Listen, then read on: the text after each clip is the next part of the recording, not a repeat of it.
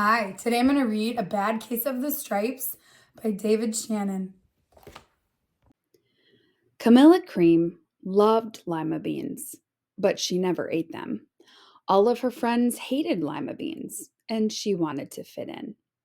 Camilla was always worried about what other people thought of her. Today, she was fretting even more than usual. It was the first day of school, and she couldn't decide what to wear. There were so many people to impress. She tried on 42 outfits, but none seemed quite right. She put on a pretty red dress and looked in the mirror. Then she screamed. Her mother ran into the room and she screamed too. "Oh my heavens!" she cried. "You're completely covered with stripes." This was certainly true. Camilla was striped from head to toe. She looked like a rainbow. Mrs. Cream felt Camilla's forehead. "Do you feel all right?" she asked. "I feel fine," Camilla answered. "But just look at me." "You get back into bed this instant," her mother ordered. "You're not going to school today." Camilla was relieved. She didn't want to miss the first day of school, but she was afraid of what the other kids would say, and she had no idea what to wear with those crazy stripes. That afternoon, Dr. Bumble came to examine Camilla. "Most extraordinary!" he exclaimed. "I've never seen anything like it. Are you having any coughing, sneezing, runny nose, aches, pains, chills, hot flashes, dizziness, drowsiness, shortness of breath, or uncontrollable twitching?" "No," Camilla told him. "I feel fine." "Well, then," Dr. Bumble said, turning to Mrs. Cream, "I don't see any reason why she shouldn't go to school tomorrow. Here's some ointment that should help clear up those stripes in a few days.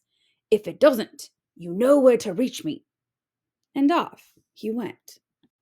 The next day was a disaster. Everyone at school laughed at Camilla. They called her Camilla Crayon and Night of the Living Lollipop. She tried her best to act as if everything were normal, but when the class said the Pledge of Allegiance, her stripes turned red, white, and blue, and she broke out in stars. The other kids thought this was great. One yelled out, "Let's see some purple polka dots." Sure enough, Camilla turned all purple polka dotty. Someone else shouted, "Checkerboard!" and a pattern of squares covered her skin. Soon everyone was calling out different shapes and colors, and poor Camilla was changing faster than you can change channels on a TV. That night, Mr. Harms, the school principal, called. "I'm sorry, Mrs. Cream," he said. "I'm going to have to ask you to keep Camilla home from school. She's just too much of a distraction, and I've been getting calls from the other parents. They're afraid those stripes may be contagious." Camilla was so embarrassed. She couldn't believe that 2 days ago everyone liked her. Now, nobody wanted to be in the same room with her. Her father tried to make her feel better. "Is there anything I can get you, sweetheart?" he asked. "No, thank you," sighed Camilla. What she really wanted was a nice plate of lima beans, but she had been laughed at enough for one day. Well, yes, I see," Dr. Bumble mumbled when Mr. Cream phoned the next day. "I think I'd better bring in the specialists. We'll be right over." About an hour later, Dr. Bumble arrived with 4 people in long white coats. He introduced them to the Creams. "This is Dr. Grop, Dr. Sponge, Dr. Cricket, and Dr. Young." Then the specialists went to work on Camilla. They squeezed and jabbed, tapped and tested. It was very uncomfortable. "Well, it's not the mumps," concluded Dr. Grop. "Or the measles," said Dr. Sponge. "Definitely not chicken pox," put in Dr. Cricket. "Or sunburn," said Dr. Young. "Try these," said the specialists. They each handed her a bottle filled with different colored pills. "Take one of these before bed," said Dr. Grop. Then they filed out the front door, followed by Dr. Bumble. That night, Camilla took her medicine. It was awful. When she woke up the next morning, she did feel different, but when she got dressed, her clothes didn't fit right. She looked in the mirror, and there, staring back at her, was a giant, multicolored pill with her face on it. Dr. Bumble rushed over as soon as Mrs. Cream called, but this time, instead of the specialists, he brought the experts. Dr. Gord and Mr. Mellon were the finest scientific minds in the land. Once again, Camilla was poked and prodded, looked at and listened to. The experts wrote down lots of numbers. Then they huddled together and whispered. Dr. Gord finally spoke. "It might be a virus," he announced with authority. Suddenly, fuzzy little virus balls appeared all over Camilla. "Or possibly some form of bacteria," said Mr. Mellon. Out popped squiggly little bacteria tails. "Or it could be a fungus," added Dr. Gord. Instantly, Camilla was covered with different colored fungus blotches. The experts looked at Camilla, then at each other. "We need to go over these numbers again back at the lab," Dr. Gord explained. "We'll call you when we know something." But the experts didn't have a clue, much less a cure. By now, the TV news had found out about Camilla. Reporters from every channel were outside her house, telling the story of the bizarre case of the incredible changing kid. Soon, a huge crowd was camped out on the front lawn.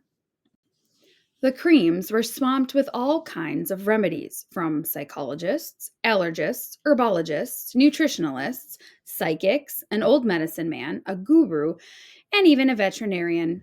Each so called cure only added to poor Camilla's strange appearance until it was hard to even recognize her.